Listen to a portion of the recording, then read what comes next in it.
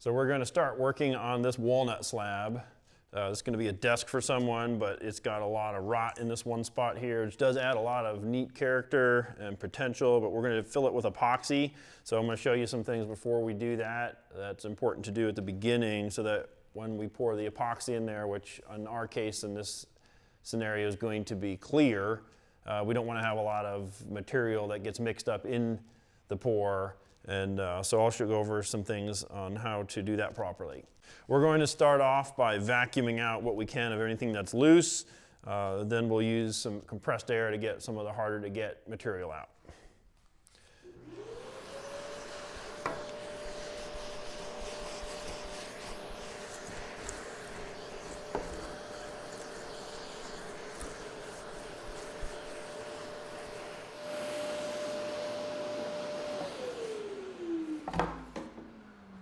Another thing which comes in handy is a wire brush that helps get down some of the cracks and crevices.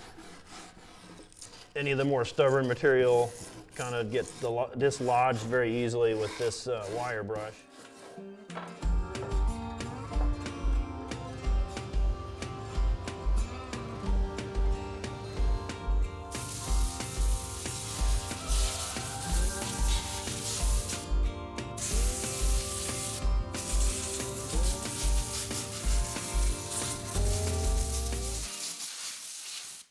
All right, so we've cleaned it out about as best as we can. We have a lot cleaner workspace here, so we've also exposed a lot of the character, these little bug holes and things, so that you can see a lot more character and a lot more depth in it. So we'll get started with the next step.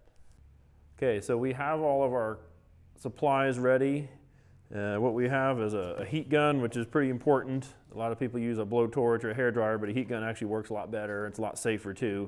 We're using Stone Coat brand epoxy. This is a quick coat, so it's fast setting. Has about an 8 to 10 minute working time before it starts to set up. So it gets hard and sandable within about 4 to 5 hours.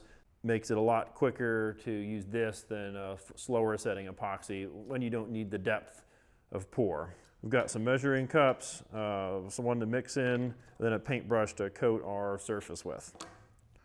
So we're going to pour just a little bit, probably about 1.5 ounces, 2 ounces at a time. So we have our epoxy measured. We're going to pour it in our mixing cup. It's a little bit cold in here, so it's quite thick. We're just going to kind of warm it a little bit as we pour it. That's going to help it get more of a liquid consistency.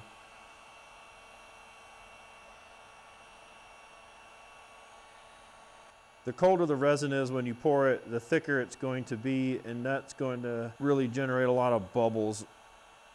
So make sure that it's warm and flows freely.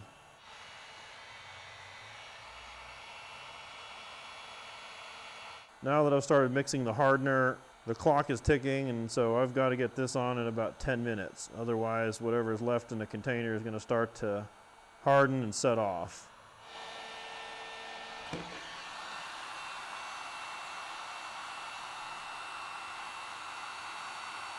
I'm just lightly warming the mixture with the heat gun.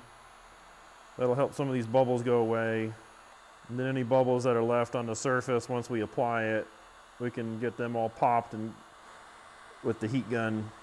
So just taking an inexpensive chip brush, what I'm trying to do here is get this epoxy to go in anywhere that has got this loose material we tried to get off earlier, because there's always going to be something that you can't break loose. And once we do our pour to fill this void, we don't want those little flecks and bits of dust and material breaking loose and starting to float in our pour. That's going to make it look like it was dirty.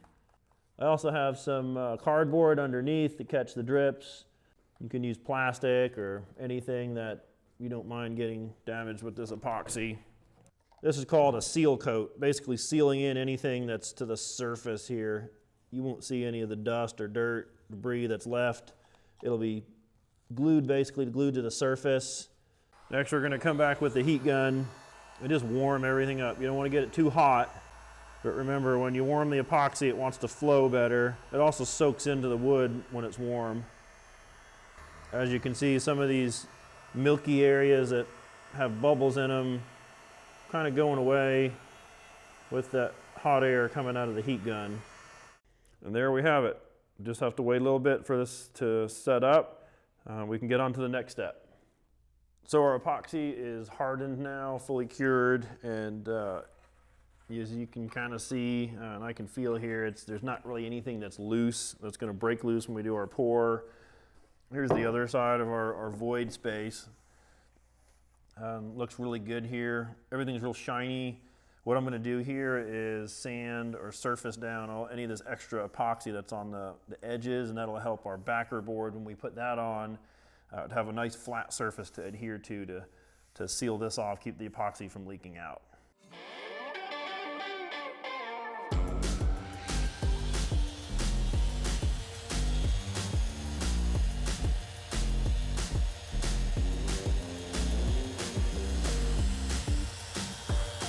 So there's a little bit of dust here, and we're going to start by blowing that off. And then after that step, we're going to start by building our backer board.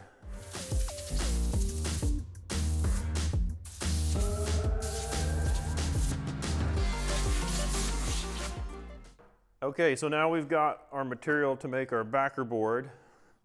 What we're going to use is some Tyvek tape. You can also use some aluminum tape. This you could get at a hardware store or HVAC store. When you use aluminum tape, you're going to need to use a mold release spray because the epoxy will still stick to the aluminum tape somewhat. This mold release spray will help the epoxy not want to bond to the surface of the tape. You've got to use something that doesn't bond with epoxy. So Tyvek is a material that doesn't like to bond to epoxy. Nylon is another one, also Mylar. So you can kind of play around, use what you have available, do something that's not going to stick to the epoxy. Don't use duct tape, masking tape, common household tapes. You can use packing tape, although it is fairly thin. It might be a little difficult to get to stick to your backer board or your work surface. Basically, I'm just trying to layer this back and forth to cover up the wood. Try to keep it as smooth as you can. Any bubbles or ripples in it are going to translate to the bottom side of your epoxy. Make sure you've got plenty of overlap. You don't want any leaks. All right, so we've got a good surface down, several layers of tape. So my next step is to center this over the void which I'm going to be placing it. So I want to make sure I have enough overlap around the edges that I don't come too close to one edge and run the risk of springing a leak. So just kind of do that visually, kind of get it centered. You can make some marks or measure, whatever works for you. Here I'm just going to draw a little rough line with a pencil. That way when I set this down and fasten it into place, I know that I should be lined up pretty evenly where I want it to be. And again, this is the bottom side, so anything you do here, you're really not going to see. I've got my pencil lines. Now I can make sure that, yes, this indeed does have enough clearance around the edge. I'm getting a little close over here, so I might want to actually tilt it just a little bit. Next, I just got some caulk. This is just some cheap caulk to seal up any cracks or crevices around the edge. It's probably going to be next to impossible to get a really, truly waterproof, watertight, or epoxy tight, in this case, seal between the surface of this and the wood. You're going to have some variations, and it's going to allow for just pinhole leaks. So we want to kind of take up that extra space. Just a thin layer is necessary. Again, I'm following my pencil line. You want to stay away from the edge because it will squish out. You don't want it to encroach on your epoxy pour. All right, we're going to carefully set this down. And it's okay if it squishes out the side. That just means that it's getting a good seal. These are some boards that I made. Basically, what I'm going to do is screw these down to the top. That way I'm not actually screwing to the workpiece here. Make sure that your screws aren't too long and aren't going to go into your workpiece and then through the other side because that wouldn't be good at all. These are fine. I've already checked the distance on them.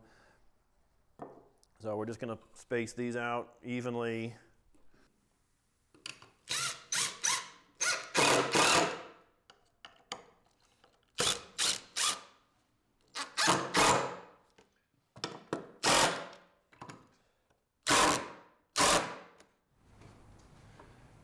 So this is what we're looking at now. We can see the tape down below. Hopefully we don't have any of the sealant we put down, the caulk that's leaking through. If we do, at this point, we can go ahead and take this off, clean it up. It's always better to do that beforehand. One thing to remember when you pour your epoxy, make sure your work surface is as close to level as you can get. If not, the epoxy is going to drift off to one side or the other, whichever side is lower. And so make sure you have some good shims, a level. Here we're definitely not level, so I'm going to put a shim under this side here. So some of the essentials to have on hand when you're doing epoxy pour, of course, is a heat gun. Sometimes people use a blowtorch, which works, but it's not great because you're having a flame source. You can have a pretty big fire hazard there. So a heat gun works great. We've got a couple different size containers.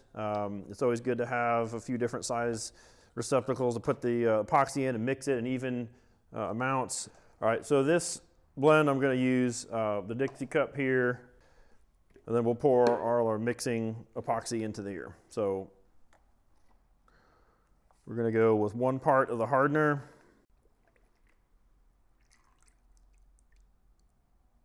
If you notice, this epoxy flows pretty well. If your epoxy is too cold, it'll end up being more like molasses, in which case you really have to warm it up. So what I like to do in colder weather is just kind of set these in a dish pan with some warm water in it for a little while, just to kind of bring that temperature up. You don't want it too hot, but just lukewarm's good. Putting some warm air into the cup here to kind of get the last little bit out. A lot of times what I like to do is kind of keep a heat gun nearby so that I can keep this mixture warm. You'll notice when you pour both A and B part, the resin and the hardener together, it'll kind of turn a milky white color. Don't be alarmed as you mix it. This will blend and it should go back to being crystal clear. Another thing to remember is that if the epoxy is too cold, and again, like I was talking earlier about it being more like molasses, then you'll get a lot of bubbles in there, and it's kind of more whipping the epoxy and introducing air bubbles. If it's warm enough, you shouldn't really have that problem. So if you're getting a lot of bubbles generated just by mixing, then you do need to bring that temperature of the epoxy up a little bit. I find that more of a problem in the wintertime. In the summertime, it's not so much of an issue. Everything's cleared up. I can see to the bottom of the container now. Don't really have any bubbles in there. There might be some microscopic bubbles, some really tiny ones. We can pop those whenever we pour it in our void here. And on this casting epoxy, if I didn't talk about it earlier, this is designed to have a very slow cure time so that you don't run the risk of overheating with a big deep pour and a lot of volume that's together. Epoxy cures by generating heat. It's a chemical reaction. So the hotter the epoxy becomes, the more that chemical reaction takes place. And so it's kind of a downward spiral at some point. So this epoxy is going to stay liquid and stay fluid for quite a long time just because it's a very, very slow curing epoxy. Some of your other blends will cure very quickly, and in pouring this much volume at one time can lead to trouble.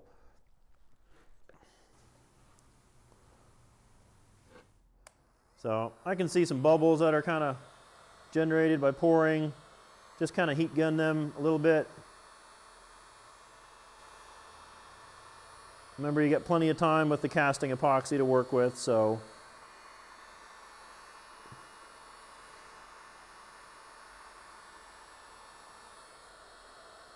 now in this particular pour, we're going to do most of it at one time. I know I'm going to be a little bit short on my volume here, so I'll have to do a second pour later.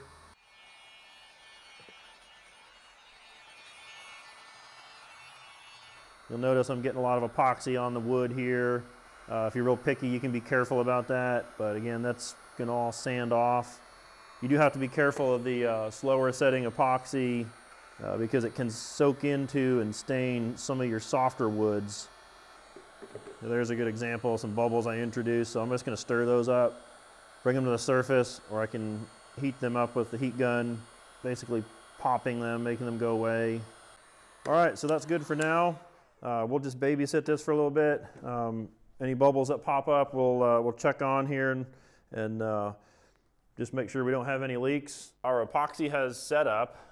It's been about 5 or 6 days. The cooler temperatures, it does take the casting epoxy a little bit longer to reach the maximum hardness. When we poured it, we were just a little bit short on the volume, and then by the time it had settled into all the cracks and voids, we were probably about a 1/4 inch below the surface. So I went ahead and put one more coat on the top. So now we're just a little bit over the surface. We'll have to sand that down now. But we've got the void completely filled, nice and clear. We can see all the way to the bottom. We'll take it to the next step. Here's our board. Remember, we put the Tyvek tape on it.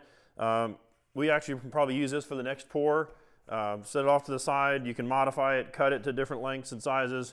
Since the tape is kind of expensive, it's usually good just to try to reuse stuff as you can. Now I kind of have a little bit of a mess here, so I'll just go along and kind of clean this up a little bit with a chisel, putty knife, kind of scrape off the epoxy that's on the edge, and then the caulk. You don't want to sand the caulk, it'll gum up your sanding pad pretty bad. So now that we have the backer board off the bottom, we can flip the slab over and start working on the top. We're going to need to surface this epoxy down so that's the same level as the wood around it. So if you've got a router sled or a big planer you can put it through, you can definitely do that. That's going to be a lot quicker in some ways as far as taking the surface off, but the sanding is kind of what I prefer for these smaller projects, just because it doesn't remove as much material as quick, and so you have a lot more chance to kind of do stuff a little more precisely instead of taking off too much material in one pass with say a router sled or a surfacing machine. All right, so we're going to get started sanding, just see what it looks like.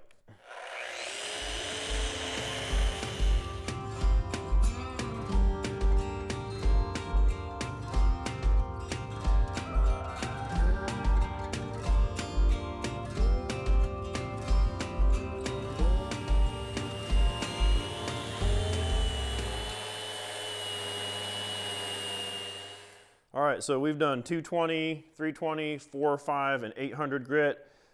Typically I don't go above 320 because I'm going to put a finish over it. When you polish the wood like we've done here, it can be really hard for a finish that adheres to the surface of the wood to actually stick. It can peel off. So what you can do here is just use an oil finish or a wax finish. What we've seen here is a little bubble that was in the epoxy. So we can either leave that there, or what I can do is drill that out and just pour a little bit extra in here. Here's a little bubble there. Just blow that out with an air chuck. Again, just a little dab of epoxy in there. Some quick set epoxy is fine. And just come back and touch that up later. It's still a little bit hazy, although we can see it's really clearing up now. We'll go ahead and put some paint thinner on there to kind of wet the surface and just see how clear it actually is. All right, so we have some paint thinner. You can try this as well. It doesn't harm the wood. It's not going to raise the grain like water would, and it's just going to evaporate off pretty quick. So and that'll kind of give us a good idea for what a finish is going to look like when we apply it. So here we've got a pretty clear line of sight down to the bottom. Over here it's still a little bit hazy, but as soon as we cover that up, might be kind of hard to see on the camera, but I can see some little scratch marks like what I was talking about earlier. I'm guessing they came somewhere about the 220, 320 grit range. I probably got a little aggressive, just moved through the grits a little too quick. You can always go back and clean those up later, but if you're seeing stuff like that, that just indicates that you sanded a little too aggressive or not enough on the next grit up. Since every crack or void or spot in the piece of wood that you want to fill is going to be different, this is something that you kind of need to just kind of customize between each piece. So you might have other methods that work for you. This works for me. In bigger projects, I'm sure I'll change my method of doing this. But this works great for just smaller cracks and voids, especially the ones that are all the way through. Again, just to kind of recap on the different epoxies we used, we did a deep pour about 1.5 inches thick. So we had to use a slow setting, which is a casting or slow set epoxy. Be careful with using a countertop or thin coat quick set epoxies because you'll get an overheating and it'll basically bubble and crack your pour. Not a good thing to have happen, so if you are in question of what epoxy to use, make sure you check with the manufacturer as far as how thick or how deep you can actually pour with that. So at this point, now we have a nice flat, smooth surface. Basically treat it like the piece of wood you're working on, sanding, finishing, all that kind of stuff. We've fixed our crack, our void here. Now we've got a usable, smooth piece of wood to finish our project with.